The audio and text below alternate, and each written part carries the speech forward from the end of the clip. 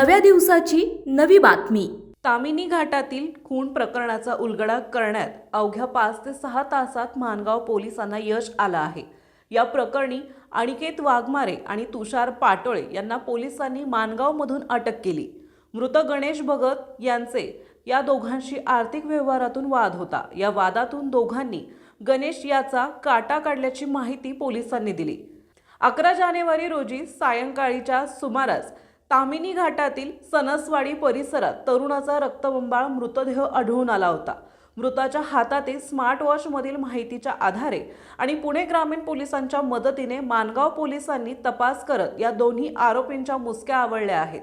तर या घटनेबाबत मिळालेल्या माहितीनुसार पुण्याहून महाबळेश्वरला फिरण्यासाठी निघालेल्या गणेश भगतची मित्रांकडूनच निर्गुण हत्या करून मृतदेह सनसवाडी गावच्या हद्दीत टाकून दिल्याची थरारक घटना उघडकीस आली।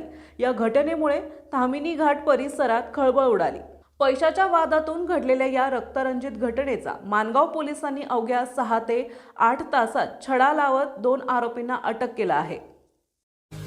आपल्या परिसरातील महत्त्वाच्या बातम्या पाहण्यासाठी आजच नवप्रभात न्यूज चॅनलला YouTube वर सबस्क्राइब करा आणि बेल आयकॉन प्रेस करा।